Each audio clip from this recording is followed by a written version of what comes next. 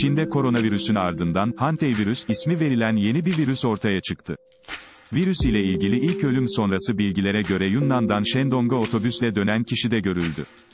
Hantavirüs hastalığı ile ilk ölüm vakasının yaşanmasının ardından hem ülkemizde hem de dünyada hastalıkla ilgili birçok kişi araştırma yapmaya başladı.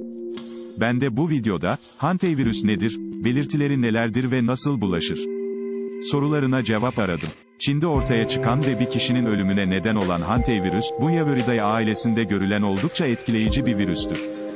Bu virüs ailesinde ise 7 farklı virüs yer almaktadır. Bunlar, bunyavirüs, filomavirüs, nairovirüs, tospovirüs, ortobunyavirüs, unclassified bunyavirüs ve hantavirüstür. Dünya Sağlık Örgütü tarafından kabul edilmiştir ve böbrek sendromlu kanamalı ateş olarak dünya genelinde anılmıştır. Hayvanlarda görülen hantavirüs genel olarak insana bulaşması zor bir virüstür.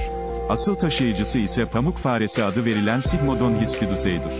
Bu hayvanın yaşadığı bölgeler Güney, Orta ve Kuzey Amerika. Hantavirüs belirtileri. Çin'de bir kişinin ölümüne sebep olan hantavirüsün belirtileri insanlar tarafından en çok aranan konuların başında geldi. Peki, fareden insanlara bulaşan hantavirüsün belirtileri nelerdir? Hantavirüs enfeksiyonları damar çeperlerinin hasar gördüğü viral bir hastalıktır. Damar geçirgenliğinin artması ve trombositopeni ardından kanamalı belirtilerle seyredebilir.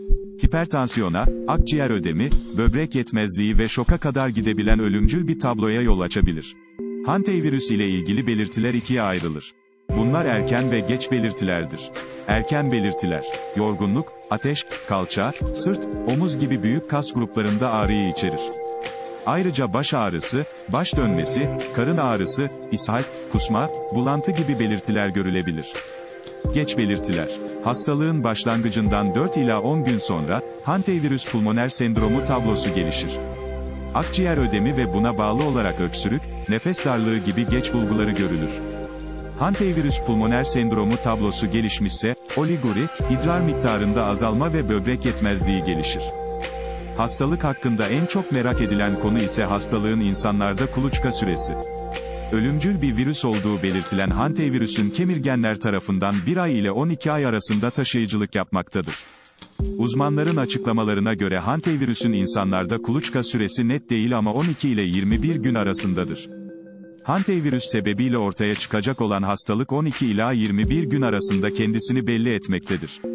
Sıcaklık ve nem oranına da bağlı olarak 5 ila 60 gün arası değişkenlik göstermektedir. İnsana bulaşan virüs, 5 ila 10 gün arasında kendisini göstermeye başlar. Hantavirüs korunma yolları.